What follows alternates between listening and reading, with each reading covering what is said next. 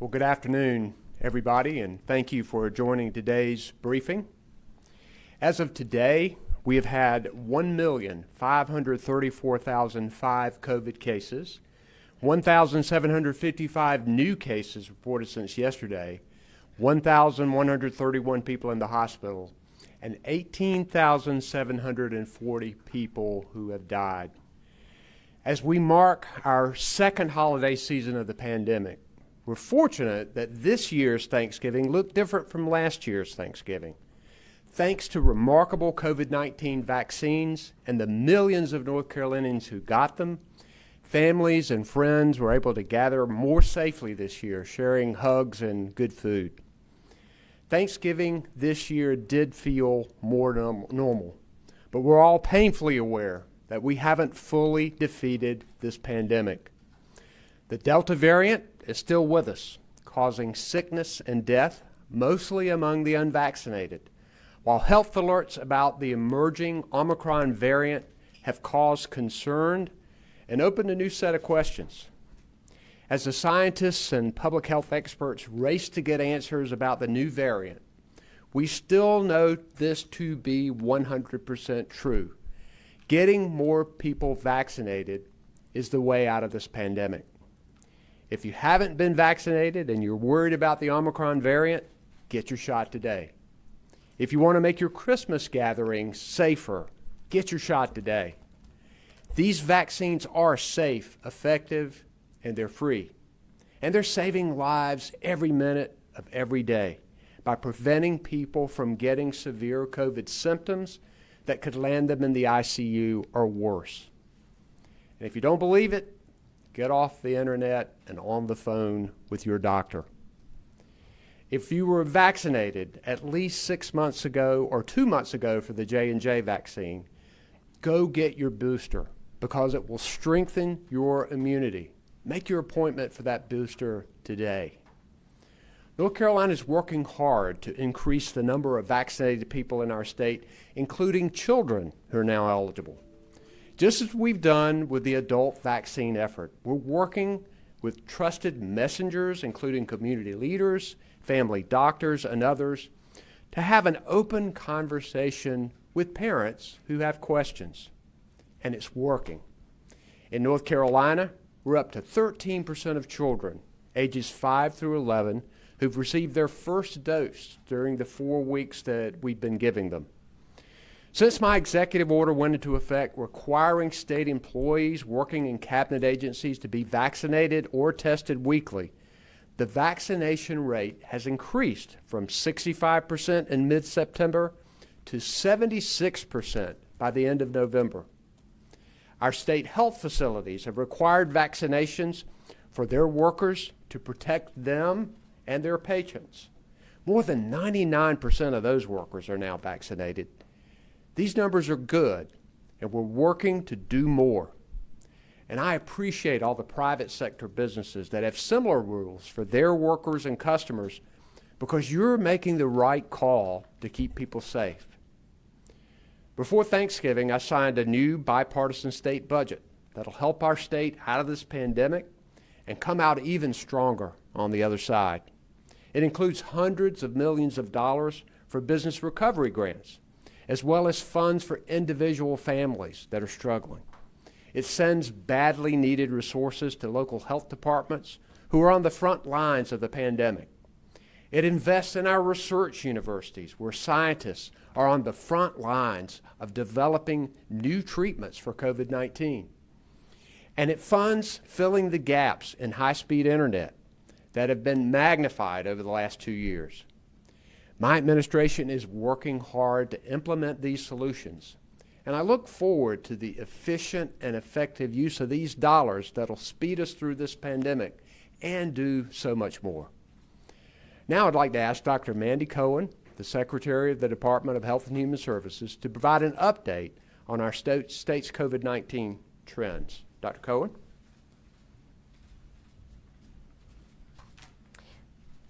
Thank you, Governor.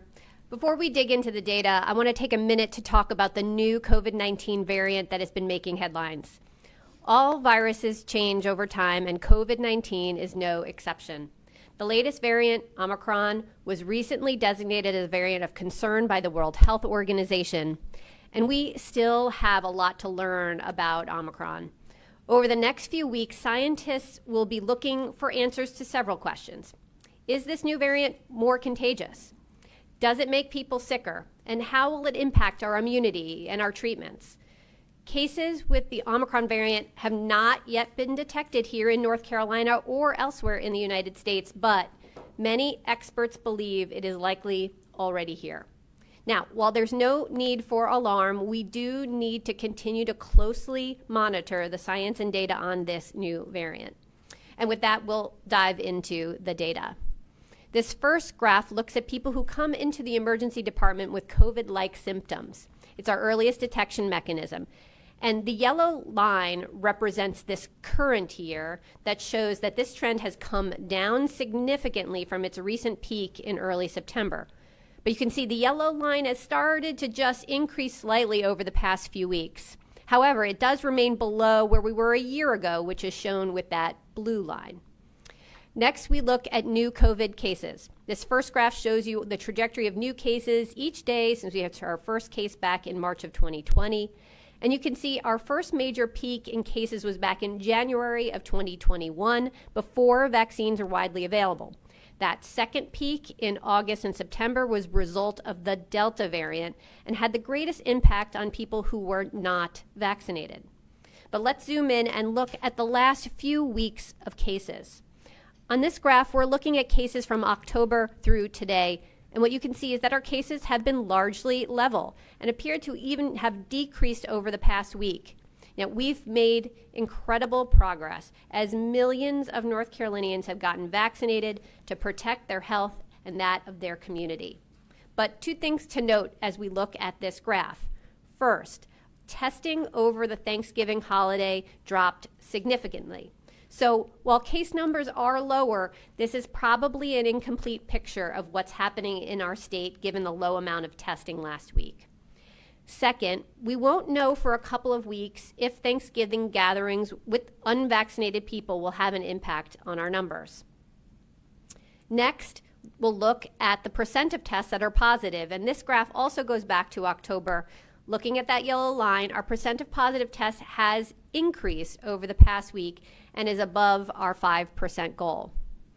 On our next graph, we look at day-over-day hospitalizations, and this graph also starts in October. And looking at that yellow line, you can see that trend has leveled. The next slide looks at what's happening at the local level. This is a map from the CDC that shows the level of viral transmission. I am pleased to report that North Carolina is no longer in the red zone as a state. The CDC has our state in the orange with a substantial level of community transmission, and several North Carolina counties are now yellow with a moderate level of community transmission. And you can see, looking at the map, the western part of the state currently has the highest rates of transmission. Now, let's look at vaccinations. Today, 72% of those 18 and older have had at least one dose, and 94% of those 65 and older are having at least one dose, and that's really good progress. Next, this slide shows the percent of the population that's received at least one dose by age group. You can see many families are choosing to vaccinate their younger children now that we have a safe and effective vaccine. Getting children vaccinated helps keep them healthy and protected from COVID-19. It's why I got my daughters vaccinated right away. You can see in the graph, fewer young people are getting vaccinated. And this is concerning because, as we saw during the Delta surge, it was really hard to predict who's going to become seriously ill from COVID-19 or who's going to experience those long-term symptoms from COVID-19. What we do know is getting vaccinated reduces your chance of getting COVID-19 and provides significant protection from serious illness, hospitalization, and death. Unvaccinated North Carolinians are 6 times more likely to get COVID-19 and 25 times more likely to die of COVID-19 than vaccinated North Carolinians.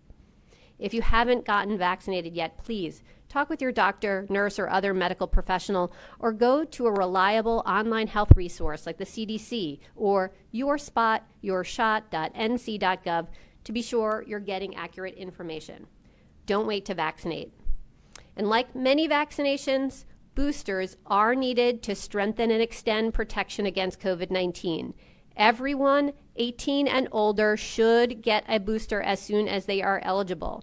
If you got the Johnson & Johnson vaccine, you should get a booster at 2 months after your shot.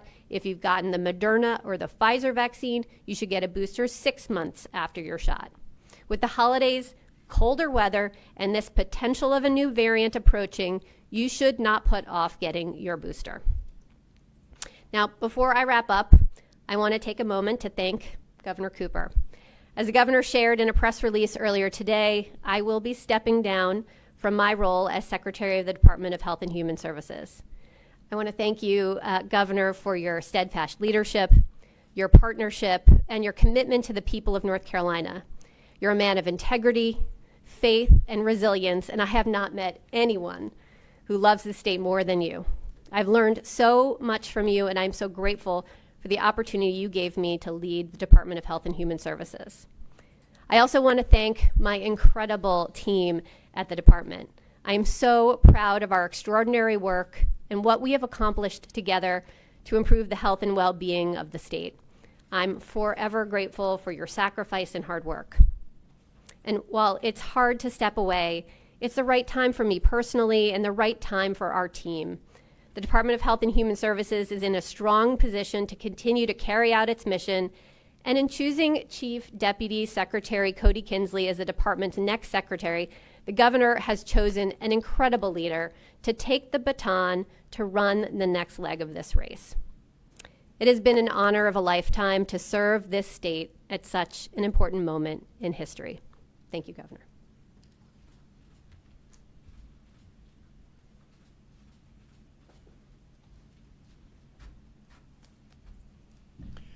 Thank you, Dr. Cohen. North Carolina has benefited greatly from your leadership over the past 5 years. And that's been especially true over the course of this pandemic, during which your work has saved countless lives. I deeply appreciate your service and your steady hand in times of crisis. You and I, along with our remarkable team, have been in the trenches together, and we're going to miss you. And speaking of a remarkable team, a leader you recruited into that group is ready to take the position of secretary when you step down, and he'll continue your legacy of strong leadership, Dr. Cohen. Cody Kinsley currently serves as your Chief Deputy Secretary at the department and has been leading COVID operations for the state. I'll appoint him as secretary immediately upon your departure. He'll continue to be supported by the team of doctors and public health experts who've advised and assisted both of us. Dr. Cohen, North Carolinians owe you a deep debt of gratitude. You have been such a blessing to our state. Thank you, my friend. But you have another month to go, and I know, as usual, you're going to be at it as determined as ever until the last day. So we're looking forward to the next month. Also with me today is North Carolina Director of Emergency Management, Will Ray. Our sign language interpreters are Monica McGee. And behind the scenes, Jackie Mativier and Margaret Wolf Roberts are our Spanish language interpreters. So now we will take questions from the media who are here. We also have Secretary of Public Safety Eddie Buffalo here as well. Questions? You guys are slow on the draw today. Governor Sean Cudahy from CBS 17. I think probably a lot of parents are nervous hearing the news of the new variant.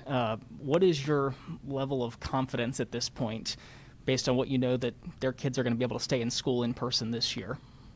So my level of confidence is strong that vaccinations are going to continue to be the way out of this pandemic. We don't anticipate any additional restrictions at this point, but we know that there are questions to answer, and I'm going to let Dr. Cohen talk just a minute about the variant and her discussions with experts. Thanks for the question. I think it's really important, as the governor said, for everyone to get vaccinated, and particularly now that our 5 to 11-year-olds can get vaccinated, I think it's really important to take advantage of this time. We haven't seen the new variant here in North Carolina nor in the United States, but we believe it is likely already here. So the time to act is now for vaccinations. I think we have a lot to learn about how this virus and its new changes may impact things going forward. But what we know is providing yourself that initial level of immunity through vaccination is going to be helpful. I think we are all concerned looking at some of the early data from other countries, seeing that it potentially could be more contagious. It doesn't in early data look like it is more severe, so that is good news, but it does show significant mutations or changes at the spot in the virus that we anchored our vaccines to. So again, things we want to really start to look at with our scientists, so we'll be watching that data very closely.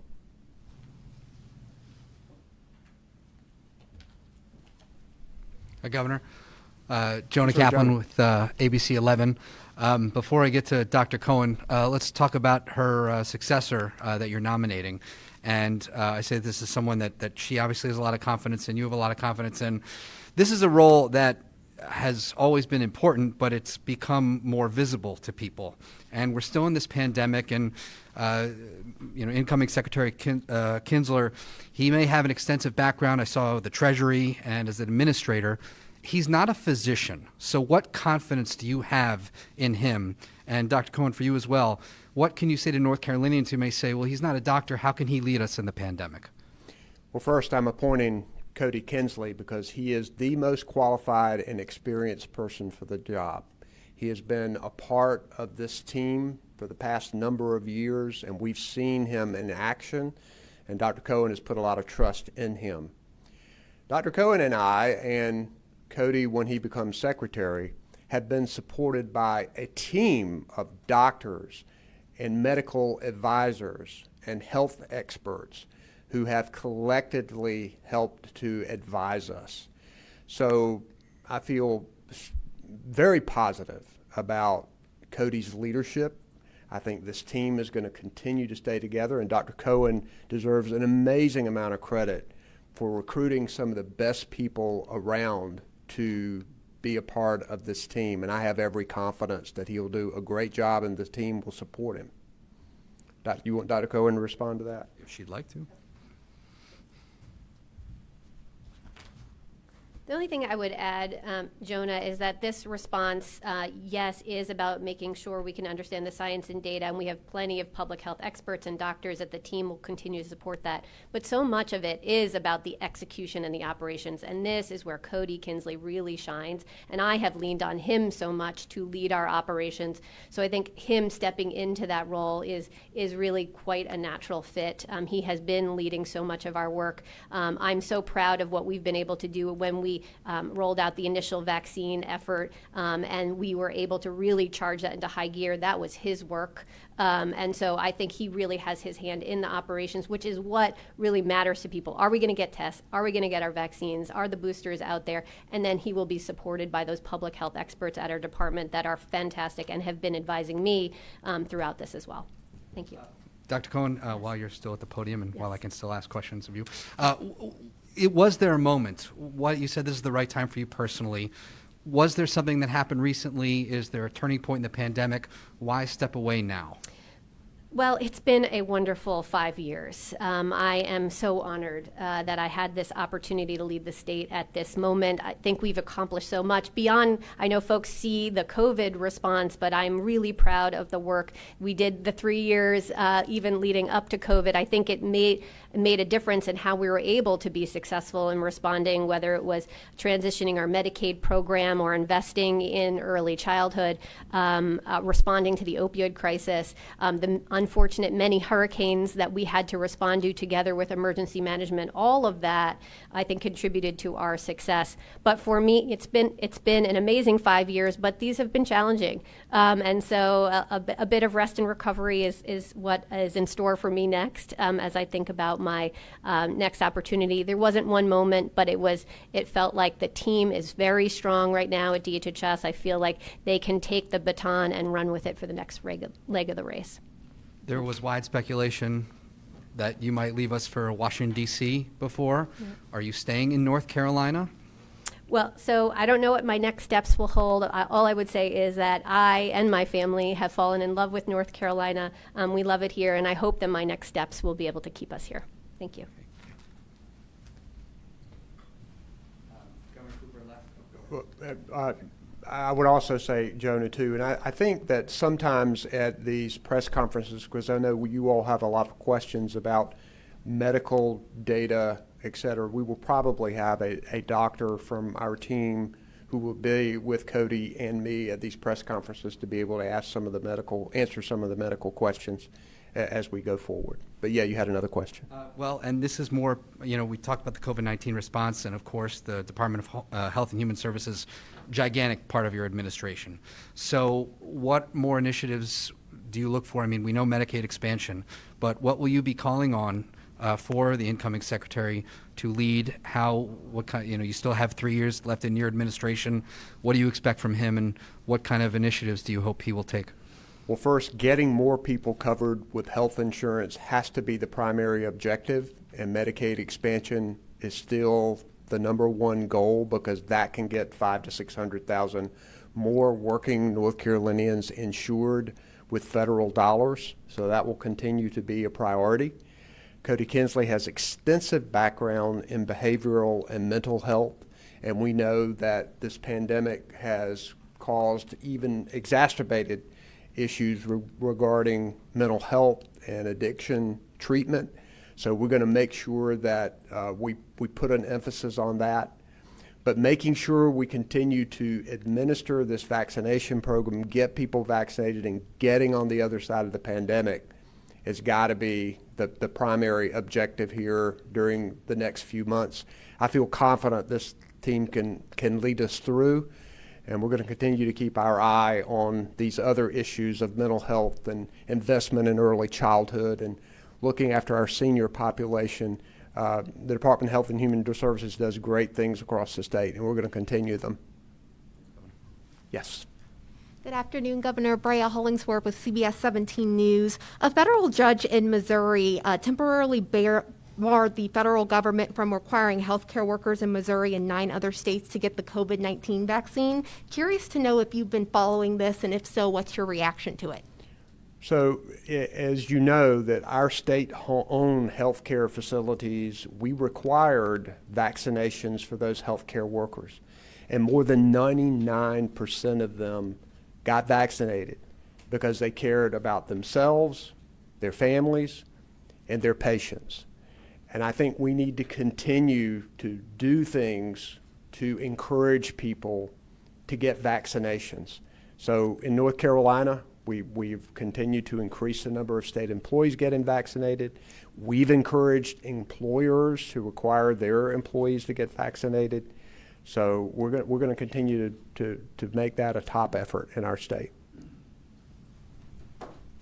Hey, Dawn.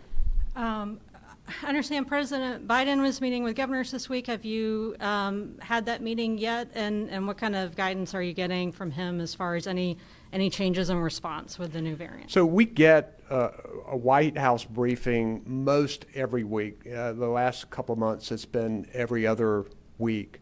But we've been pleased with the response that we have been getting with vaccinations. We're talking more and more about the pills that can provide treatment, and we're looking at how we're going to disperse those.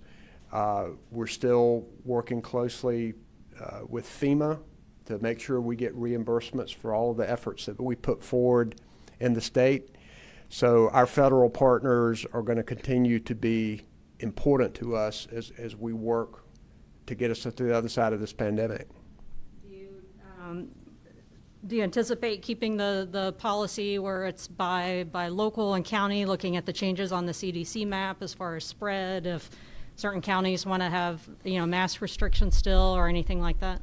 Well, as you know, we have no statewide mandates in effect. We have recommendations which closely follow the CDC recommendations. I would expect we would continue to do that. And we've encouraged local governments to look at those recommendations and to make decisions that are best for their communities, and a number of them have continued to do it. But I hope that we can continue to make progress, and the way to do that is to get people vaccinated. Did you say that you had the briefing with the White House this week yet, or is that still No, coming? I've not this week, no, not at this point yet. And I have questions for Dr. Cohen.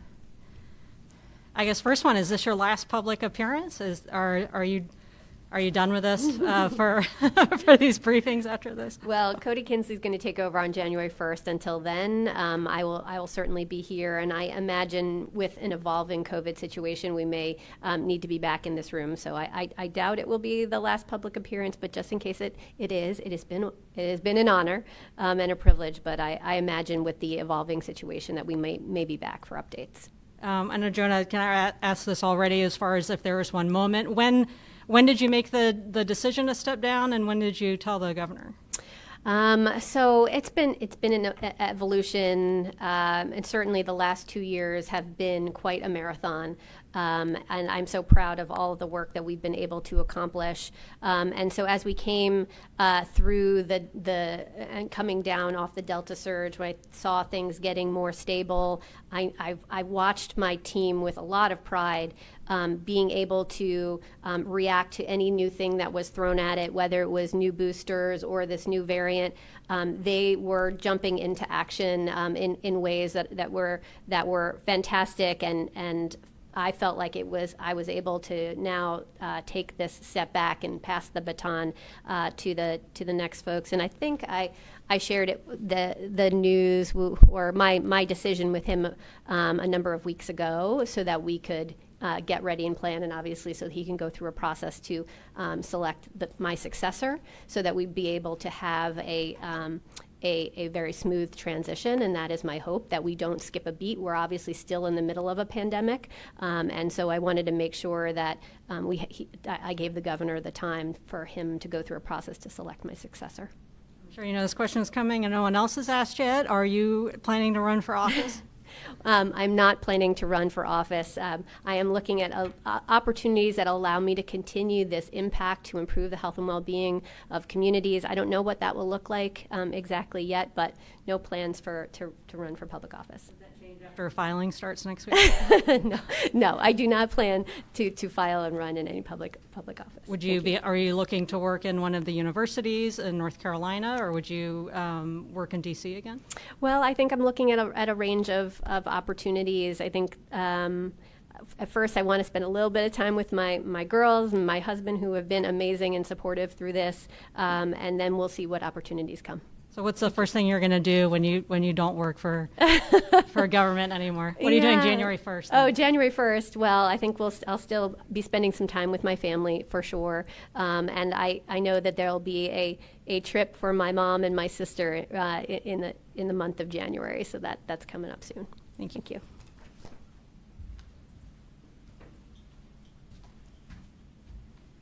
Yes, sir. Good afternoon. This is actually for Secretary Cohen as well. Matt Tallhome sure. with WRAL.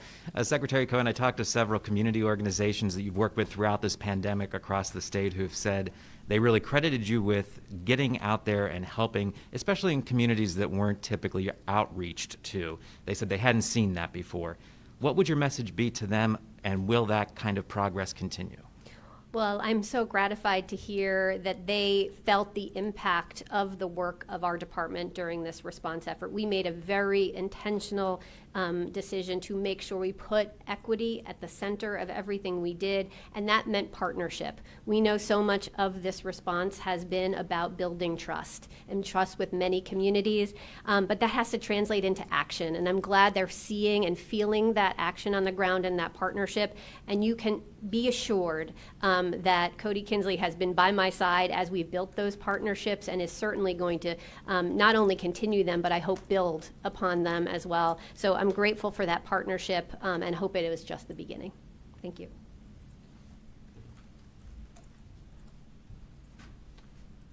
So do we have any call-in questions? Or we'll take those. Our first question is from Richard Quaver with the Winston-Salem Journal.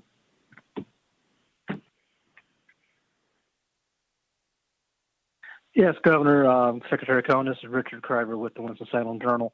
I was going to ask you one COVID-related question and then one non. The first is basically, are y'all hopeful in sort of a strange way that the Omicron variant might encourage more people to go ahead and get vaccinated and or get their booster shot? Well, obviously you don't want to see more variants of COVID-19, but we're going to do everything we can to get more people vaccinated. And, whatever motivates people, if this motivates people, as I said earlier, please go and get vaccinated. Next question. Our next question is from Jason DeBruin with North Carolina Public Radio. Hi, this is. I thought Richard had a follow-up, but go ahead, Jason. Yeah, no worries. I don't mind cutting back to Richard later. No, go ahead, Jason. Oh, okay, thanks. Secretary Cohen, this one for you. I wonder if maybe you could put on your Masters of Public Health, sort of that hat for now. Given that the Omicron variant came out of Africa we know has a pretty low level of vaccination rate compared to the rest of the world.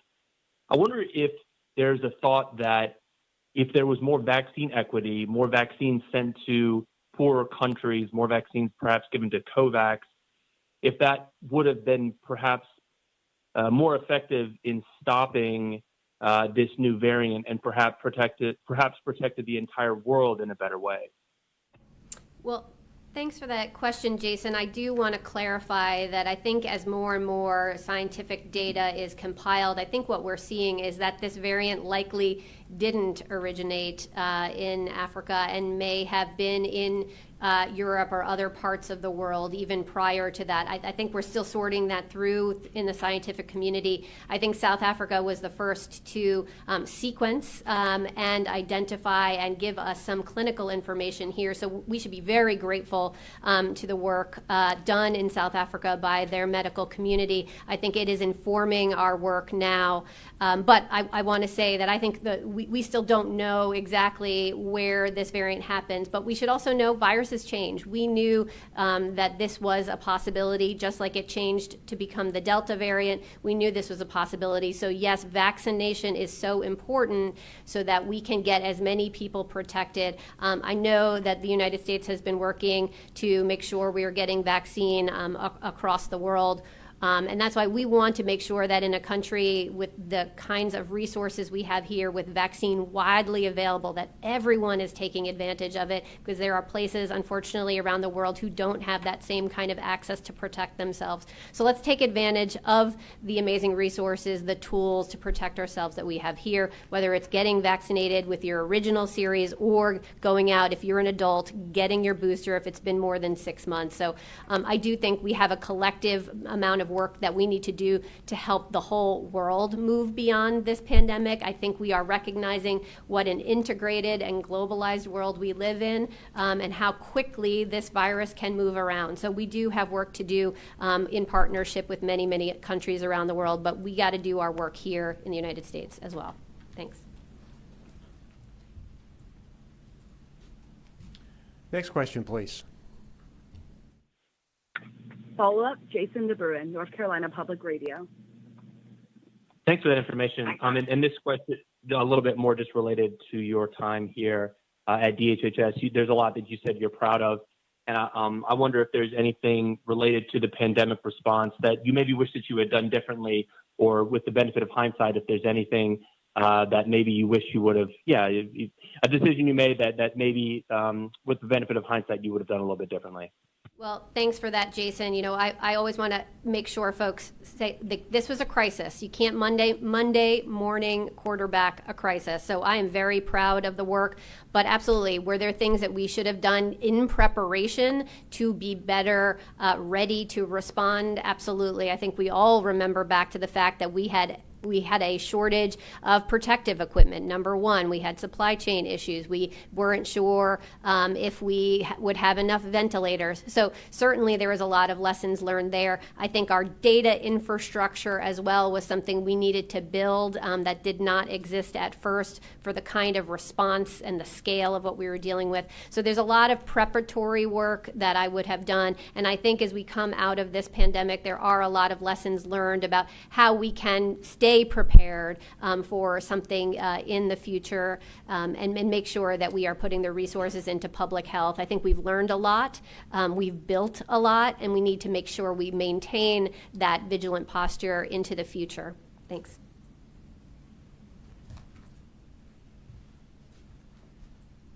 Next question. Our next question is a follow-up from Richard Craver with the Winston-Salem Journal. Yes, Richard Craver back with West Central. Thank you for circling back to me.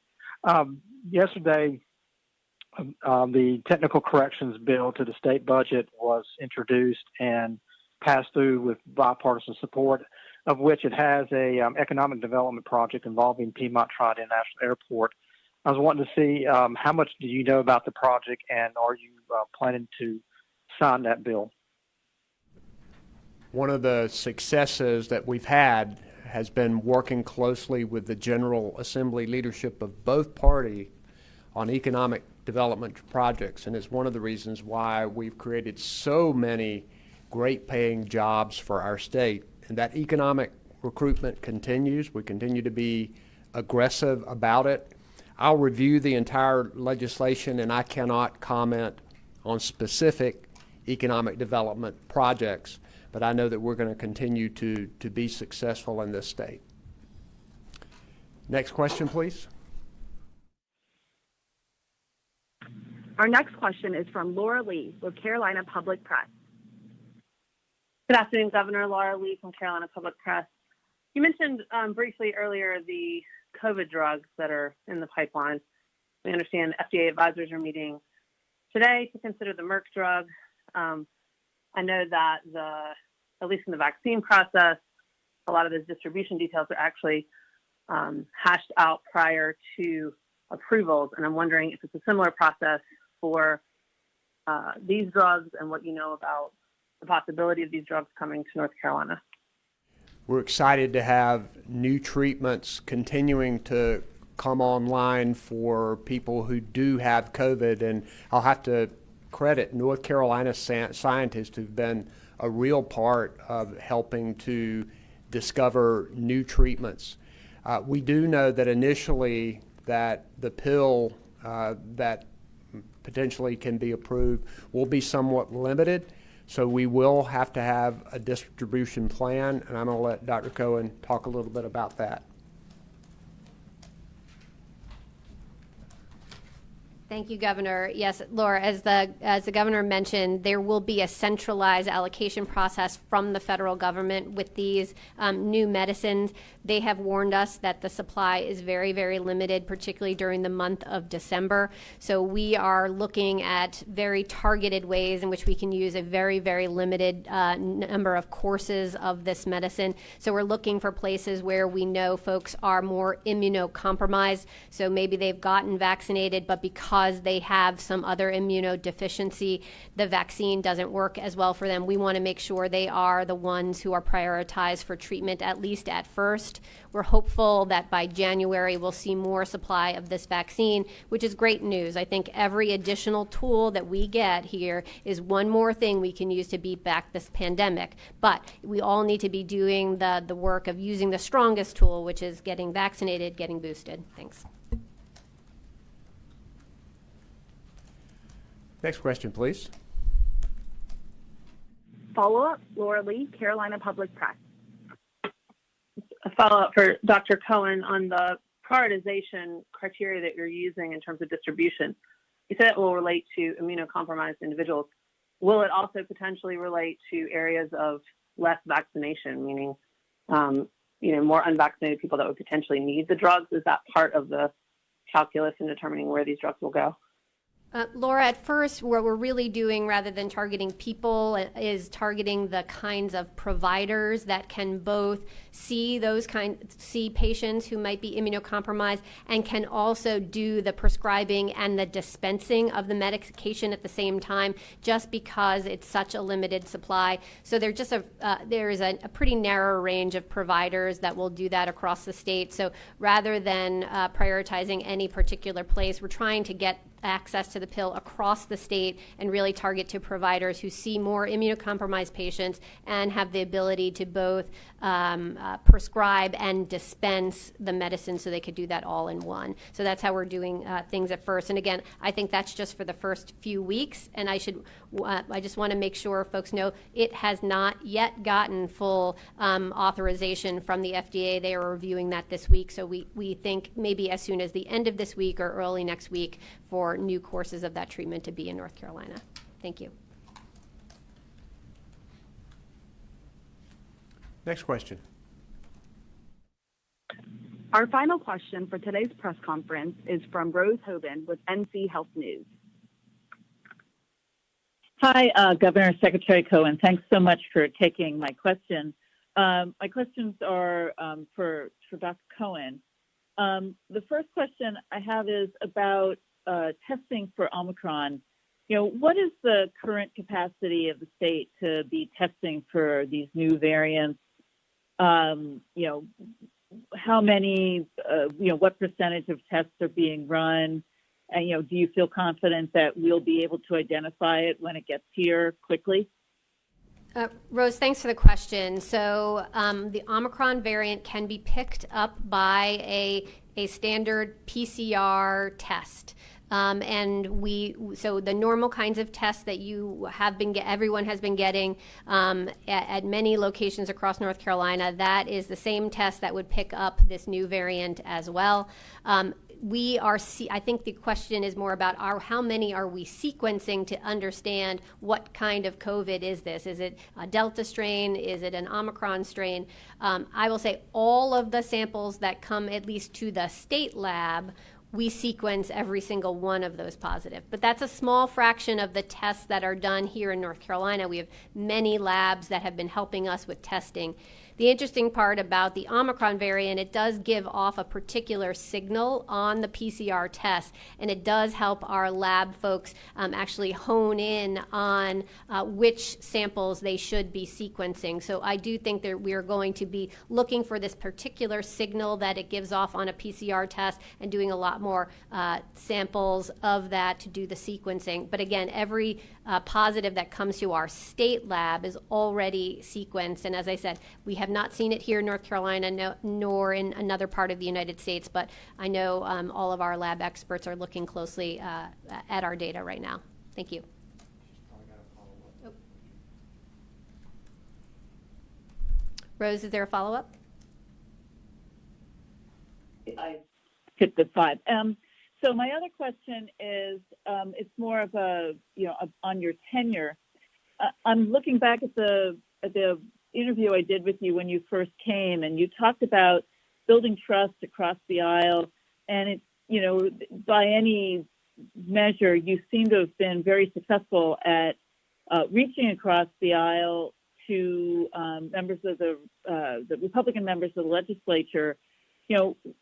What allowed you to do that, and how did you, talk a little bit about working with the entire legislature and, what skills or what it was that enabled you to do that? Well, thanks, Rose. I have tried over the 5 years of my tenure here as secretary to work with everyone across North Carolina, different stakeholders from all walks of life, all sides of aisles. And, you know, the way I do that is approach it as a problem solver. I want to make our state healthier. I want to improve the well-being of our state. And there is a lot of common ground that I have found there when we can exchange ideas. And so that has how I have approached things. And I think I also have been as transparent as I can. Both, as you see, we do a lot of data, try to help explain why we are making the decisions we are making.